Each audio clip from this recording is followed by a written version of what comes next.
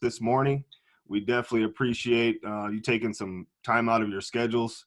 I know you guys are busy. It's peak season, highly important time of the year, but I'm glad that you guys can able to take a few minutes out and talk some safety items and continue to keep up the good work.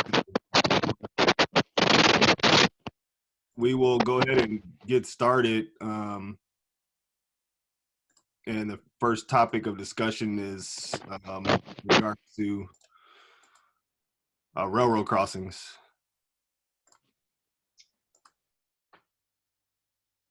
David, take it away. Yeah. Good morning, everyone. In bad weather, Oklahoma City right now is getting hammered with snow and ice, and many times even in Texas, there's freezing ice, freezing rain that puts a coating of ice on all the trees and everything. This kind of weather can keep railroad warning devices and gates and things like that from operating correctly. So whenever you're in bad weather, you need to be careful and pay extra attention at those crossings. Just take a couple of extra seconds to make sure that everything is okay before you do cross a railroad tracks or a set of tracks, because the equipment may not be working, but you can usually, trains are required to blow their horn at every place where there is a crossing. And so if you can roll your window down and before you cross over, listen to hear if you can hear that horn play. Very, very important.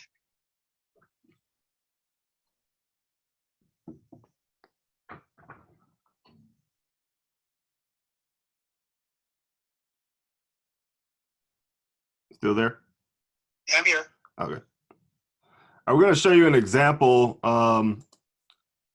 of what David was referring to.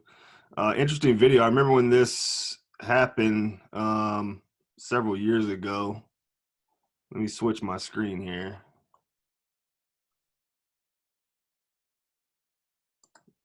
Let's see.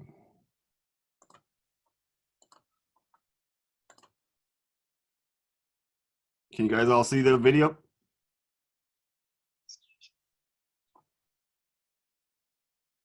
Yes. Okay. We're going to play this video, and it's just a good reminder of what not to do, especially with not making a conscious decision of going through or not going through. Accidents as well this winter. Take a look at this crash. A train slamming into a FedEx truck, and an investigation is now underway. And Eva Pilgrim is here with more. Good morning, Eva. Good morning, Michael. Terrifying. Those trucks and cars driving through what looks like an open railroad crossing, nothing warning them that a train is heading their way. It starts when this North Salt Lake City police officer, his dash cam rolling, backs up to avoid this sudden impact. A commuter train versus a FedEx truck. Verifiing the semi was split in half. Take another look. Before the crash, the crossing gates are up, lights and bells off. It takes 30 seconds before they finally turn on. We got some people on the train, probably need some medical assistance. Utah railroad authorities blame severe snow and ice for causing a power outage. The gates are programmed to come down, and apparently they did. But when railroad workers arrived to investigate, for some reason, the arms raised back up. This is an unprecedented accident. This has not occurred at UTA prior. Some of the train's 82 passengers complained of whiplash, but there were no serious injuries. FedEx says it's grateful the two workers in the truck were okay too. An investigation is now underway to figure out why the truck and train ended up on a collision course. And really just makes you pause the next time you go to cross train tracks. Every 3 hours, a person or vehicle is hit by a train here in the U.S. A reminder that even though crossings usually work, there is always the chance for error. George? Yeah, you got to be careful. You know, hours. Mm-hmm. Wow. That's mind-blowing. Like they mentioned, first of all, good thing no one was hurt, and ultimately there are some takeaways from that video. One, like David mentioned, looking both ways before you cross into a intersection or over train tracks. And this looks like this video was in Salt Lake City, probably very close to the station. Some of you guys might even go to this hub, every so often or every week. And I'm sure those train tracks are probably still there. And, just being mindful, especially in the wintertime with the weather, how it could malfunction some of the safety protocols that are in place for even trains. And luckily, those drivers weren't hurt.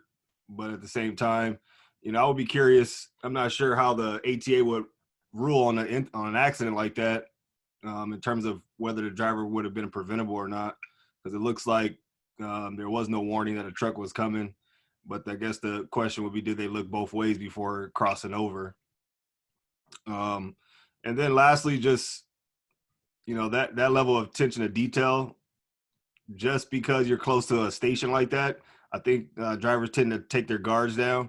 I remember a lot of accidents that occurred right here in Rialto when they're turning on from Riverside Avenue onto Resource Drive, right on the street that the hub is at. I mean, drivers falling asleep right when they get to that point because they're so close to the hub, and they take their minds and their focus is minimized just a very little bit because they're so close to home.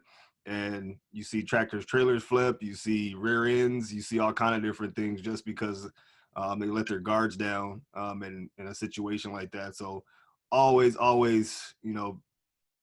finish the job until you're there and you're done dropping those trailers and you're logged out for the day. That's when you should be able to rest your mind and take your guard down.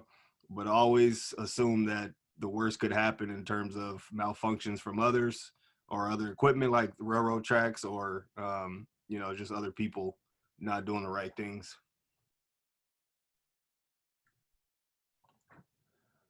Any questions on railroad tracks or any instances that anybody wants to share where they've had a close call?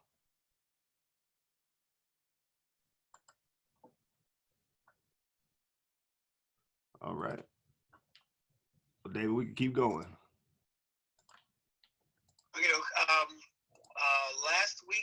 Last week, one of my trucks hit a deer. The driver called and told me that he killed Bama's mother, which is how he told me. But during the winter, one of the animals will cross the road because of either bad weather or snow or the lack of vegetation. They want to cross the road to get to where vegetation is. So they're wandering out in places where they normally would be in search of food. So you really got to pay attention and look for them to be out there. They can do a lot of damage to your vehicle, and in some cases, depending on whether they are big or not, can keep your truck from moving altogether. I've seen that happen too. Many of the trucks that come down into the United States from Canada have moose guards, and I've even seen moose guards be tore up pretty well. But mostly it's deer and rams or mountain goats, mountain sheep that are looking for food this time of year, and they'll wander out across the road to get to that food. The next subject I want to talk about is something that's really serious, and that is the COVID-19. The last survey that I took of hospitals on Saturday, which was that most of the hospitals across this country are at about a 96-97% capacity, meaning that if you have an accident that requires you to go to the hospital, you may have your care diminished by COVID, because those people are most of the time in a life or death situation. And if you have a broken arm or a broken leg, you may be sitting around for a long time. You need to be very careful. That means you're even more alert than normal, not just because of the weather, but because you don't want to have even a minor accident. Hospitals will not be able to take you. There are some hospitals in, I don't know if you guys go there, but North Dakota, South Dakota, Nebraska area, where they are, if it's not an emergency, they won't take you. So you need to be careful from that point of view alone. Now, I don't know what your political beliefs are or not, but the disinformation that's been out there about this disease is very, very dangerous. And there are many stories about medical care people who are in the hospital with patients that are dying from COVID that say, I'm not dying from COVID because COVID is a hoax. It's not real, as they are dying from it. And it's very tough for the medical people to be involved in that. How do you tell someone who is dying that the disease they're dying of is not, when they're telling them the disease is not a pre-existing? Another reason is, whether we believe it or not, the hospitals are still jammed. That means that medical workers are now working really, really hard and long hours. And I saw a video the other day of a patient that was being intubated, meaning they were unconscious and they had a tube that was breathing in. And they had to move them, had to roll them over on their side. It took 6 people to roll this person over. That means that the medication, the other patients who were there for that period of time, while it took them about 5 minutes to do, aren't getting nursing care or medical care because they had to turn this patient over. So for no other reason than the fact that there's a big strain on our medical people, the doctors, all of that, we need to, the restrictions that CDC says about COVID. It does exist, whether people believe it or not. We have, at this point, I think as of yesterday, we have 300,000 people who have died of this disease. And at the same time, we have people who say that it's not as dangerous as it is, and that it's still a hoax, that there is no such thing. They refuse to wear a mask. Wearing a mask is not just for you, but it's for other people. And wearing it all the time protects them, if not you. So as a courtesy to everyone, wear your mask. Wash your hands frequently. Use hand sanitizer. Try to keep your hands away from your face, particularly your eyes, because your eyes and your nose are a place, if you're wearing a mask in your nose, but particularly your eyes, because that is a place where the COVID can't enter. Avoid large crowds, and this is very difficult. We in California are experiencing what they call our Thanksgiving surge. People who got during Thanksgiving and thought, well, this is my family, I'm not going to give that up. And we are now in a really bad situation where actually we had been in a pretty good situation in terms of the number of COVID people that we had. So we're now in the middle of our Thanksgiving reflex from people visiting their families. The word is, if you're a family member, if you can avoid being with your family this Christmas, you probably will be able to have them next Christmas. So you have to make a choice. What's important to you? Family members being with them, or maybe them never being with you again? That's not a hard one to do.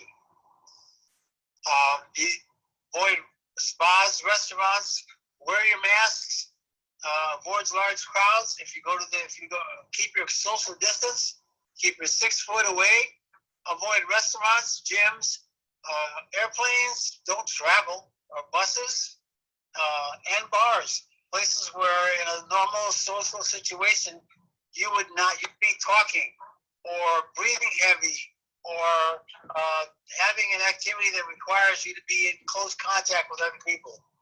All of those things should be avoided. I know what's going to happen this Christmas. People are going to say, well, I am tired of this. We've been doing this for 9 months now. I'm going to go see my family member. I'm going to go see this person, or or I'm gonna go see that person, or we're just gonna do a little thing. That's how it spreads. That's why we are at 300,000 deaths. If nothing else, think about the person that's in the cab with you if you're driving in a team situation. What about them? What about their families? Because you don't want them to take it home too. And most people who have gotten COVID and have tested positive are non-symptomatic. In other words, they have it. They don't know they have it because they don't have the symptoms yet, but they are contagious and they are passing it on. So even in a situation where you say, well, this person's not coughing or sneezing, they don't have a temperature, that doesn't mean they don't have it and that they're not contagious. So follow the guidelines, please.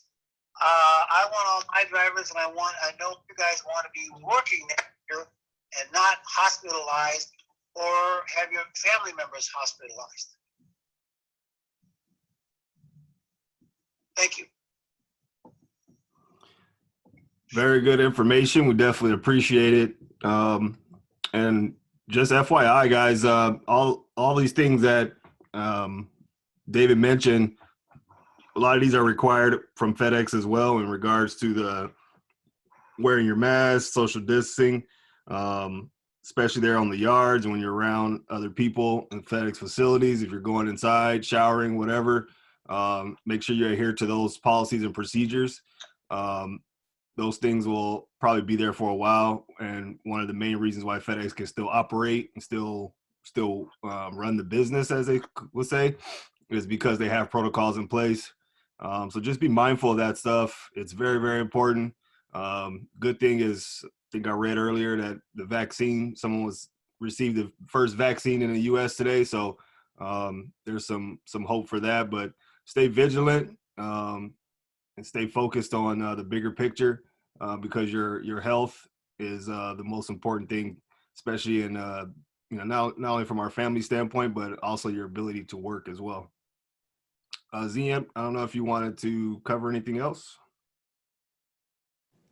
Yes, in terms of the COVID, we've been able consistently to keep providing the Lysol spray for all tractors. We continue to disinfect on a weekly basis all tractors, all units. We change the bed covers consistently, but we in providing wipes so they can clean their area when they switch teams. But we keep needing them to maintain the areas as clean as they can, because when I go to clean, sometimes there are some tractors that are still need a lot of attention. So I depend on them to maintain the units. In that way, when I go, it's just to disinfect rather than to do like major things. Out of that, I think that everybody has their mask and they've been doing what they have to do to protect themselves, even with their family, even with our team lunch. Everybody took the distance and we spent a good time. So that area was very cool. That's it for the COVID. I need to go, let me know if it's time for me to go to the agenda, to the FedEx updates. Can you see that on the screen? No, I see the safety alerts. The safety alert for the railroad. Oh, I thought I switched. Okay.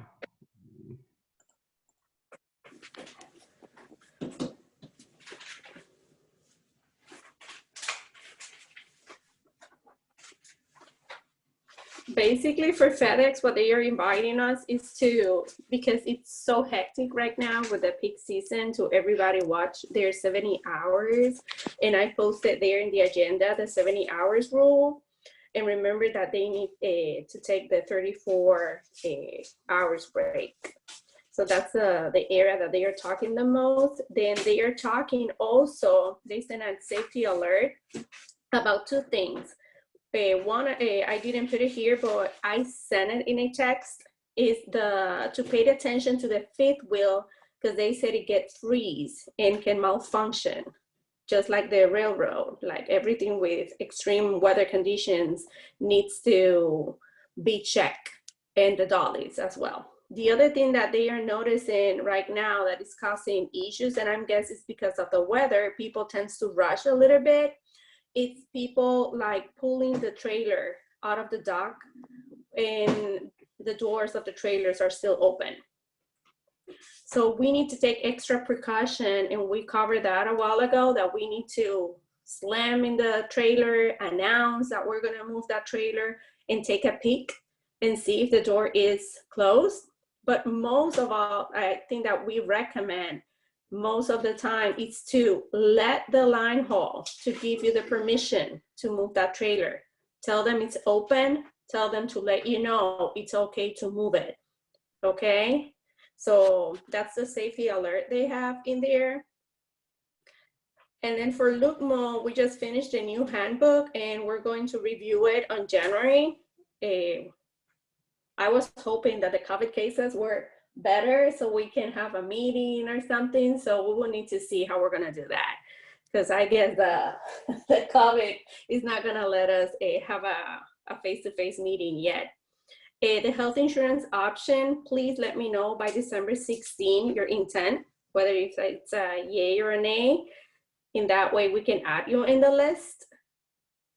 And basically, thank you for the great team that we have. So the work that you guys are doing in this season, we really appreciate what you guys do.